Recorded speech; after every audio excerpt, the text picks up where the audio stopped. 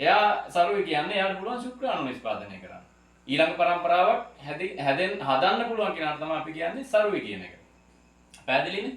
එතකොට මෙයා තමයි සරු ජායාංගිකයා ජනපදයේ ඉන්න එකම සරු ජායාංගිකයා. ඊට පස්සේ තව දෙයක් තියෙනවා. හරි. මෙතෙන්ට එමුකෝ අපි.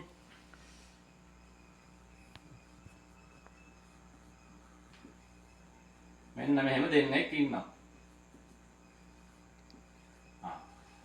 මේකෙන් දැන් අපිට බාහිරින් පුළුවන් මේ ගෑනු කෙනා කවුද පිරිමි කෙනා කවුද කියලා අඳුරන්න. මෙයා ගෑනු කෙනා මෙයා පිරිමි කෙනා බාහිරින්. මිනිස්සුන්ගේ මේ තමයි බාහිරින් අඳුර. එතකොට දැන් මම කරනවා මෙයාගේ මේ අතකින් මෙයාගේ මේ අතකින් මේ විදිහට කෑලි දෙකක් ගන්නවා. අපි හිතමු හරි දැන් මොකක් හරි හේතුවක් කියලා ඇක්සිඩන්ට් එකක් කියලා අඳුර ගන්න බැරුව ඉන්නවා. මේ වගේ මාංශ කොටස් විතරයි තියෙන්නේ. එතකොට මේකේ ගෑනු කෙනා කවුද පිරිමි කෙනා කවුද කියලා හොයාගන්නේ කොහොමද? ජීව විද්‍යාවට අනුව. හරි බාහිරින් නම් හරි ඇඳුම් පැළඳුම් මේ ශරීර ලක්ෂණ අනුව හොයන්න පුළුවන්. මේගොල්ලන්ගේ හොයන්නේ කොහොමද? ඔන්න දැන් යන්න ඕනේ අපහු A level වල. A level දැන් කොහොමද කියන්න මම දන්නේ. හැබැයි 2000ට කලින් තිබ්බ විෂය නිර්දේශය තිබ්බ මානව ජීව විද්‍යාවේ පීරියඩ් 178ක් තිබ්බා මානව ජීව විද්‍යාව. ඒකේ ප්‍රවේණී යටතේ පීරියඩ් 32ක ඉගෙනුවා මම මේ කියන්න යන කතාව. මොකෙන්ද හොයන්නේ? එක්කිනයි කිව්වේ වර්ණ දේහ. වර්ණ දේහ වලින් හොයන්න පුළුවන් ගෑනු කෙනා කවුද පිරිමි කෙනා කවුද? කොහොමද හොයන්නේ? හරි මෙහෙම. අවසාන වර්ග කියන්නේ අවසාන වර්ණ යුගල දෙක. ඒක ගුණයි නම් එයා ගෑනු කෙනෙක්. ඒ කියන්නේ XX නම් එයා ගෑනු. එහෙම නැත්නම් වර්ණ දේහ යුගල XY නම් මෙයා පිරිමි. පිරිමි මෙයා ගෑනු. හරි.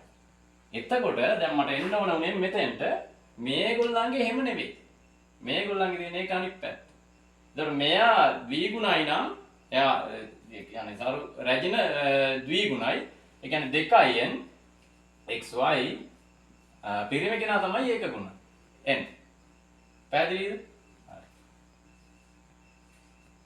අර මේ මිනිස්සුන්ගේ කතන්දරේ නෙවෙයි මෙතෙන්ට අදාළ වෙලා තියෙන්නේ. එතකොට ඔන්න රජිනට මේ තවත් එකක් එකතු වුණා රජිනගේ වර්ණ දේහ தත්තේ ද්විගුණයි.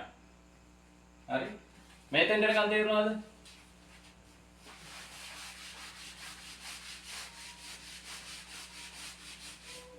එතකොට ඔන්න තවත් චුට්ටක් ඇඩ්වාන්ස් වෙනවා අපි. මෙයා හදනවා මොනවද? මං කිව්වනේ. ඩිම්බ නිෂ්පාදනය කරනවා. මොකද මෙයා සරුයිනේ. සරු කෙනෙක්.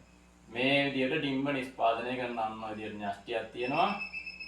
මේ විදිහට ඩිම්බ වර්ග දෙකක් මෙයාට හදන්න පුළුවන්. පැහැදිලිද? ඩිම්බ වර්ග දෙකක් මෙයා හදනවා. එතකොට මේවා හදන්නේ ඌනනේ. පැහැදිලිද? ඒ කියන්නේ ඌනනේ මතකයිනේ. ඌනනේ තමයි මේවා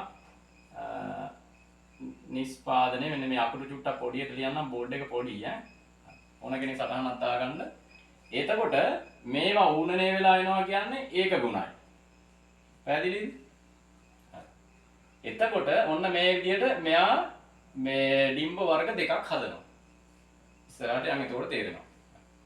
ඊට පස්සේ තව කෙනෙක් ඉන්නවා මෙන්න මෙහෙම. එයාත් දැක්කනේ අපි ජනපදේ පරීක්ෂා කරද්දි මම පොඩියට අඳින්නේ තද කළු එක්කෙනා. දැන් තියරි ඉගෙනගෙන තිබ්බට අද තමයි දැක්කේ කවුද කියලා මෙයානේ. හරි. මෙයාගේ පස්ස දැක්කනේ. මෙන්න මේ විදිහට රවුම්. ඒ කියන්නේ විතක් නැහැ, දංශයක් නැහැ. මෙයාගේ පස්ස රවුම්, තද කළුයි.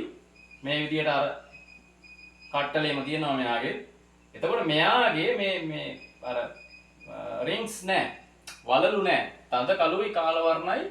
ඇස් මේගොල්ලන්ට සාපේක්ෂව ලොකුයි. මෙයාගේ තරවම තියෙනවා. හිස උරස උදරේ තියෙනවා. පටල මේ පියාපත් යුගල දෙකක් තියෙනවා. මෙයා තමයි පිරිමි මැස්සා. සරු පිරිමි මැස්සා. හරි? ඒතකොට සරුවේ කියන්නේ මෙයාට පුළුවන් ශුක්‍රාණු නිෂ්පාදනය කරන්න.